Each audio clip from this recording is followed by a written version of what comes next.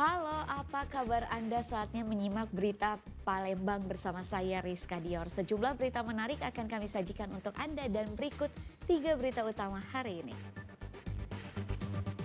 Otak pelaku pembunuhan pegawai koperasi simpan pinjam yang jasadnya dicor di toko pakaian ditangkap polisi di Sumatera Barat.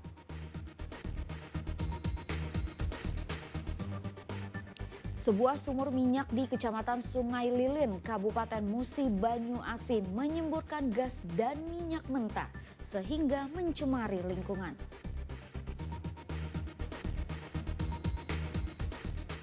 Sekelompok gajah liar merambah kebun warga sehingga membuat resah warga desa Semangus, Kabupaten Pali.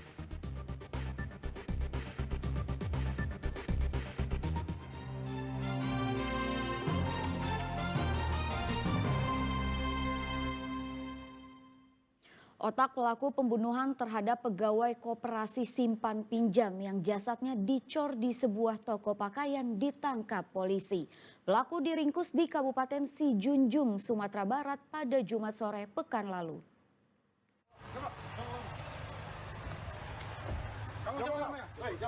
Antoni, otak pelaku pembunuhan terhadap pegawai koperasi simpan pinjam bernama Anton Eka Saputra akhirnya diringkus polisi. Jasad korban dicor di sebuah toko pakaian di kawasan Maskarebet Raya, Kecamatan Sukarami, Kota Palembang. Pelaku diringkus di Kabupaten Sijunjung, Sumatera Barat saat sedang berada di sebuah mobil travel. Diduga pelaku hendak berpindah tempat dari persembunyiannya yang mulai terhendus oleh aparat. Pelaku melarikan diri sesaat setelah melakukan pembunuhan terhadap korban. Menurut polisi, Antoni merupakan aktor utama atau otak aksi pembunuhan terhadap korban.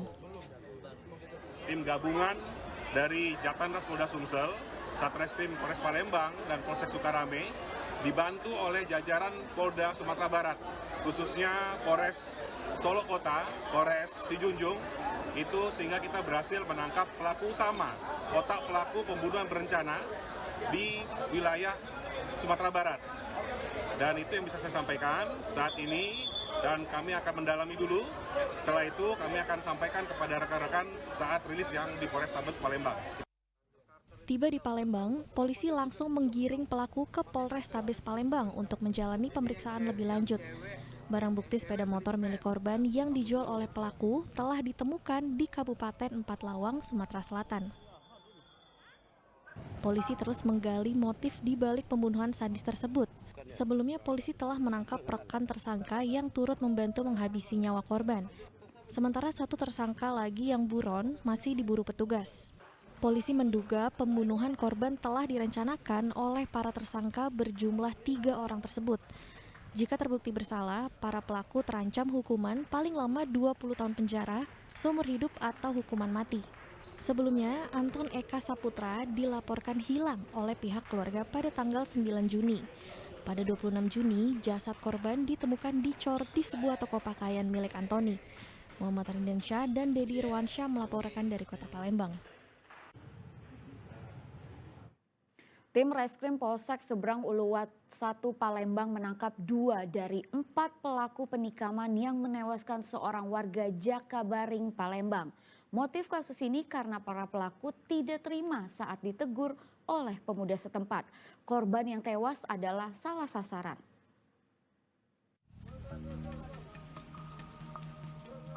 Rifki Pratama dan Henry Riyadi alias Etot digelandang polisi ke Mapolsek Seberang Ulu 1 Palembang.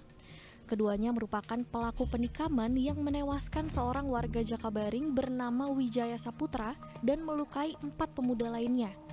Polisi meringkus keduanya di 2 lokasi berbeda di Kota Palembang. Berdasarkan hasil pemeriksaan, tersangka Henry adalah pelaku pembacokan terhadap korban Wijaya Saputra alias Wiwit. Sedangkan tersangka Rifki menikam korban Nando. Motif dari kasus ini karena para pelaku tidak terima ditegur oleh pemuda setempat ketika salah satu pelaku bertengkar dengan kekasihnya di kawasan Danau Silaberanti pada Selasa malam pekan lalu. Wiwit yang menjadi korban tewas merupakan korban salah sasaran. Mulai dari si para pelaku berjumlah 4 orang, ini nongkrong di danau di daerah Lapanulu. Kemudian di sana bertemu dengan pacarnya. Saat itu para pelaku ini, salah satu pelaku, cekcok dengan pacarnya. Ditegurlah oleh para korban juga yang kebetulan sedang nongkrong di sana. Nah, saat ditegur itulah terjadi adu argumentasi, adu mulut. Kemudian terjadilah perkelahian. Di perkelahian tersebut, di TKP pertama ini mengakibatkan 4 orang yang terluka penusukan yang dilakukan oleh 2 orang pelaku.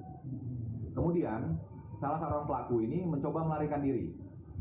Namun apesnya ada almarhum korban atas nama WS sedang melintas di sana beserta anaknya. Melihat hal tersebut, rame-rame si almarhum korban berhenti. Kebetulan si pelaku ini berlari menuju ke arah si korban kita, si WS.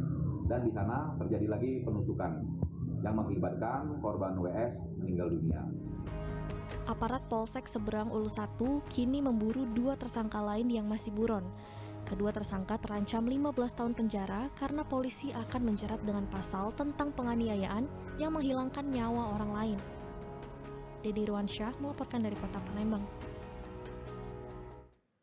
Mengaku sebagai anggota Polri dan bertugas di KPK, seorang pria di Palembang menipu bisa meloloskan seseorang menjadi anggota Polri dengan meminta sejumlah uang sebagai pelicin. Namun setelah uang disetor, korban tak kunjung menjadi anggota Polri.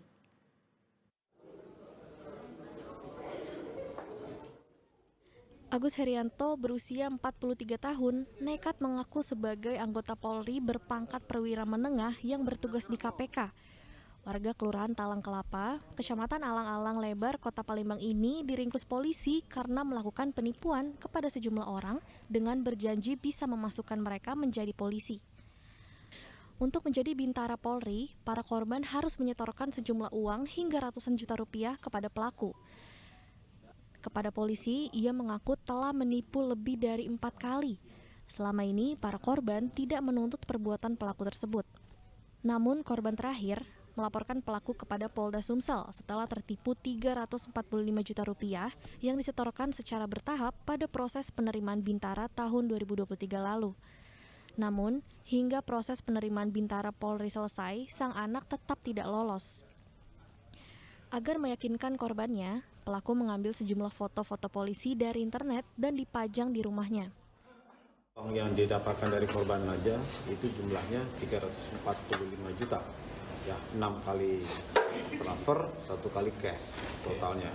Nah, uang ini dia pakai, menurut pengakuannya dia pakai untuk usaha ilegal drilling, yaitu ngebor dari bumi. Ya, kemudian dipakai juga untuk kepentingan dia sehari-hari. Nah, untuk ini kalau kita lihat dari unsur-unsur penipuan dan penggelapan, ya ini sudah terpenuhi. Yang bersangkutan saat ini sedang menjalankan tahanan di kita. Ngaku jadi apa deh Pak? Dia mengaku sebagai anggota Polri berpangkat kompol dan berdinas di KPK. Nah, kalau tadi menurut dia keterangannya bahwa dia memperdaya korbannya dengan mengapa anggota Polri memiliki banyak relasi, sehingga korbannya percaya dan mau menyerahkan sejumlah uang agar anaknya dapat lulus dalam tes Polri. Ternyata Polisi menjerat pelaku dengan pasal 378 KUHP dan 372 KUHP tentang penipuan dan penggelapan dengan ancaman hukuman di atas 5 tahun penjara. Muhammad Ardiansyah Putra melaporkan dari Palembang. Kejaksaan Negeri Palembang kembali menetapkan seorang tersangka baru kasus dugaan korupsi pembangunan MES UIN Raden Fatah Palembang tahun 2022. Tersangka langsung ditahan di Rutan Pakjo Palembang selama 20 hari ke depan. Atas perbuatannya negara dirugikan 800 juta rupiah.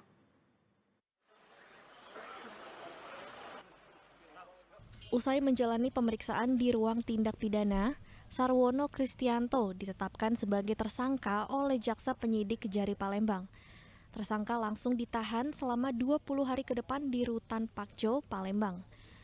Tersangka yang menjabat sebagai Direktur Utama PT Gapsari ini diduga terlibat kasus korupsi pembangunan guest house UIN Raden Fatah Palembang tahun 2022. Berdasarkan hasil penyelidikan, proyek pembangunan guest house tersebut tidak sesuai spesifikasi yang ditetapkan. Tersangka diduga telah melakukan penggelembungan dana proyek tersebut. Akibat perbuatan tersangka, negara dirugikan 800 juta rupiah. Adapun kronologis dan perbuatan tersangka tersebut yaitu tersangka turut serta melakukan bersama tersangka yang sudah sebelumnya kita tahan, yaitu saudara DP, terkait markup proyek guest house UIN ini. Tersangka selaku Direktur PT Gapsari Mitra Kreasi, yaitu konsultan manajemen konstruksi. Biasanya kita bilang itu konsultan pengawas, namun ini lebih tinggi lagi dari itu, yaitu manajemen konstruksi yang bertugas mengawasi. Namun itu tadi karena perbuatan beliau bersama saudara DP, maka negara dirugikan sekitar 800 juta. Atas perbuatannya, tersangka dijerat Undang-Undang tentang Tindak Pidana Korupsi dengan ancaman hukuman di atas 5 tahun penjara. Sebelumnya, Kejari Palembang sudah menetapkan Doni Prayatna selaku Direktur Cahaya Sriwijaya Abadi sebagai tersangka. Didi Irwansyah melaporkan dari Kota Palembang.